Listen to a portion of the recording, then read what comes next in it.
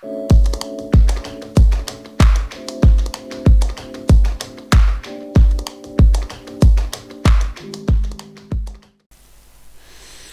अस्सलाम वालेकुम स्टूडेंट्स। आज प्रोटोजोन टैक्सोनॉमी के बारे में कुछ देखेंगे। टैक्सोनॉमी हम इसको पहले थोड़ा डिस्कस कर चुके हैं कि डिफरेंट एनिमल जो हैं या ऑर्गेनिज्म, एनिमल एंड प्लांट्स, उनको हम डिफरेंट ग्रुप्स और टैक्सा में डिवाइड करते हैं according to their similarities and differences. फिर हमने एक टर्म बोली थी जिसे सिस्टमैटिक्स कहते हैं, और सिस्टमैटिक्स के बारे में हमने कहा था कि जब हम एवोल्यूशनरी पर्सपेक्टिव देखते हैं, उनकी एवोल्यूशनरी लीनिएज देखते हैं, डिफरेंट ग्रुप्स की कहाँ से आए हैं, उनके एंसेस्टर कौन से थे, तो फिर हम उसको सिस्टमैटिक्स कहना शुरू कर देते हैं। तो आजकल जो टर्म मोस्टली है वो सिस्टमैटिक्स चलती है। बट जनरली अभी हम इसको टैक्सोनॉमी ही कहते हैं। और तो protozoan taxonomy basically zoologists who specialize in the study of protozoa are called protozoologists, and most protozoologists now take the protozoa as a sub kingdom. शुरू में मैंने आपको बताया था कि जब हम पढ़ते थे तो प्रोटोजोआ को एक फाइलम के तौर पे लिया जाता था।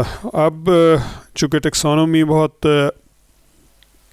इसके अंदर बहुत डेवलपमेंट हो गई है, तो अब इसको हम सब किंगडम कहते हैं। इसके अंदर बहुत सारे फाइलम जो उस वक्त क्लासेस थी, वो उनकी जो पोजीशन है वो चेंज हो गई है और अब वो फाइलम की सतह तक पहुंच गए। Classification of this kingdom is based on types of nuclei, mode of reproduction and mechanism of locomotion.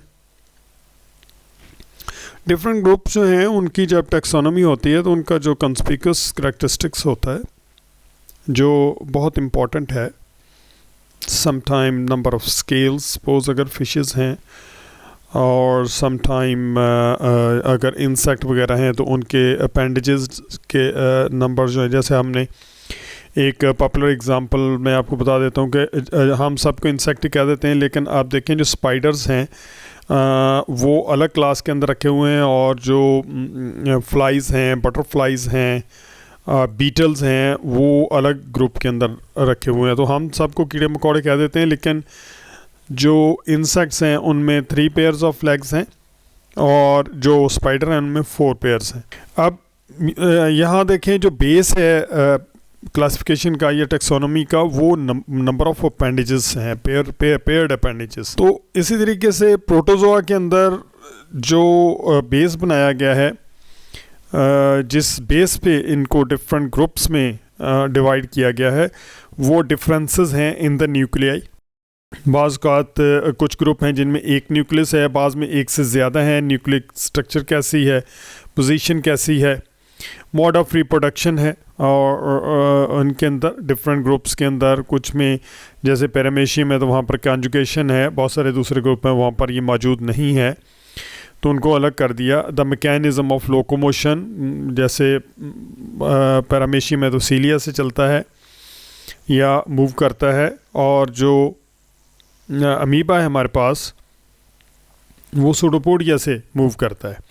सो ये वो बेसिस हैं या ये वो करैक्टरिस्टिक हैं जिनकी बुनियाद पे हमने डिफरेंट ग्रुप या फाइला बनाए हैं। तो 7 फाइलम जो हैं ये डिस्क्राइब किए हैं साइंटिस्टों ने। इसमें नंबर 1 जो है वो फाइलम सार्कोमास्टिकोफोरा है, फाइलम 2 लैब्रेंथोमार्फा, फाइलम 3 एपिकॉम्प्लेक्सा, एंड फाइलम 4 माइक्रोस्पोरा है, फाइलम 5 एसिटोस्पोरा, फाइलम 6 जो है वो मैक्सोजोआ है, और उसके बाद फाइलम 7 जो सीलियोफोरा। सो सबसे पहले हम फाइलम सार्कोमास्टिकोफोरा को देखते हैं। सार्को फ्लैशी को कहते हैं, मास्टिको वेब छंटा जिसे कहते हैं, जिस तरह से होता है छंटा, ये जो यूज़ करते हैं कोचवान वगैरह, प्लस फोरोस मीन बियर। तो basically flashy organism bearing a whip like structure, तो इनको हम सार्कोमास्टिकोफोरा कह देते हैं। Is the largest protozoan phylum. It has over 18,000 described species. 18,000 से ज़्यादा स्पीशीज़ हैं जो इसकी अभी तक डिस्क्राइब हो सके, वो उसके अलावा भी होंगी, लेकिन अभी तक इस पे काम हो रहा है और हो सकता है कि आने वाले दिनों में इनका जो नंबर बढ़ जाए। अच्छा, सम टाइम टेक्सोनॉमी में ऐसा होता है कि शुरू में नंबर ऑफ़ स्पीशीज़ ज़्यादा होते हैं और बाज़ का नंबर ऑफ़ स्पीशीज़ कम भी हो जाते हैं, क्योंकि जब उनके करैक्टरिस्टिक डीपली स्टडी होते हैं तो हमें पता ये चलता है कि जो कुछ ऐसे ग्रुप जिनको हम अलग अलग स्पीशीज़ समझ रहे थे वो बेसिकली एक ही है। क्योंकि स्पीशीज़ की हमने जो डेफिनेशन की थी किसी टाइम पे, तो हमने कहा था कि ऐसे organism which have similar structure and which can interbreed in wild and produce fertile offspring, तो ये हमने की थी। लेकिन यहाँ पर एक और इशू है कि जो प्रोटोजोन है मोस्टली एसेक्सुअली रिप्रोड्यूसिंग है, तो यहाँ पर ये स्पीशीज़ डेफिनेशन यहाँ भी बहुत ज़्यादा 100% लागू नहीं होती और फॉसिल्स पे भी नहीं होती। ये कंट्रोवर्सी है स्पीशीज़ डेफिनेशन में, और जब इसको कभी फ़िलोसॉफिकली डिस्कस करेंगे तो फिर इस पे ज़्यादा बात करेंगे। It has the following characteristics, they are, ये फाइलम सार्कोमास्टिकोफोरा की बात हो रही है। दे आर यूनिसेलुलर और कॉलोनियल।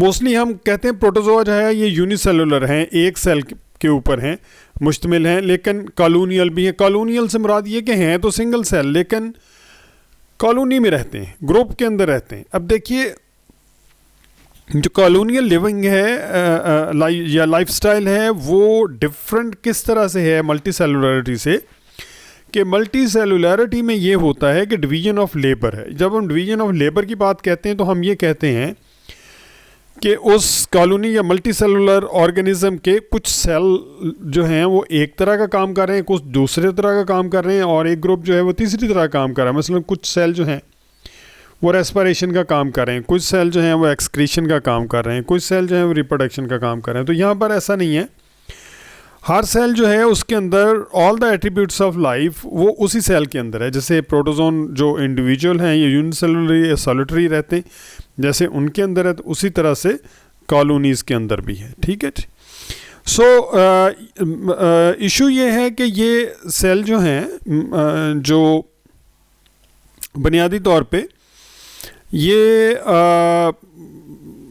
कॉलोनीज़ में तो रहते हैं लेकिन वहाँ पर इनमें डिवीजन ऑफ लेबर नहीं है। क्यों रहते हैं इस पे साइंटिस्ट काफ़ी बात कर रहे हैं, और उसमें वार्मथ है, प्रोटेक्शन है परहैप्स, और बहुत सारे दूसरे एट्रीब्यूट्स हैं, लेकिन अभी तक इसके बारे में क्लियर कट नहीं है।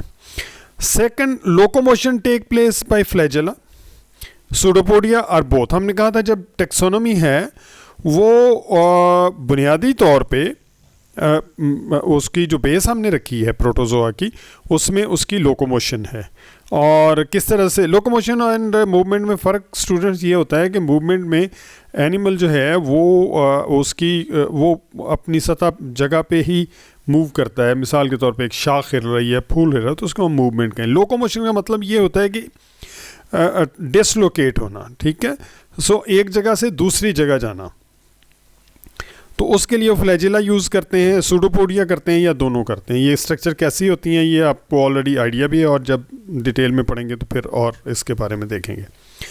दे आर ऑटोट्रॉफिक, कुछ जो हैं वो ऑटोट्रॉफिक हैं, उनमें ग्रीन जो है क्लोरोप्लास्ट है, और साथ में वो अपना फूड मटेरियल ख़ुद बनाते हैं। सेप्रोजोइक भी हैं कुछ।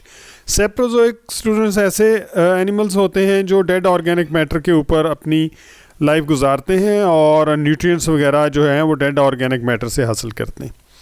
इसके अलावा हेट्रोट्रॉफिक है। हेट्रोट्रॉफिक ऐसे ऑर्गेनिज्म होते हैं जो अपनी खुराक ख़ुद तो नहीं बना सकते लेकिन ऑटोट्रॉफ से हासिल करते हैं। जो ऑटोट्रॉफ डाइट बनाते हैं वो हम खुद, ह्यूमन बीइंग हेट्रोट्रॉफ है, हम खुद तो प्रोड्यूस नहीं कर सकते फूड, लेकिन हम जो बना हुआ फूड है जो प्लांट्स बनाते हैं, जो हमें मिनरल्स की सूरत में मिलता है, वो हम खाते हैं।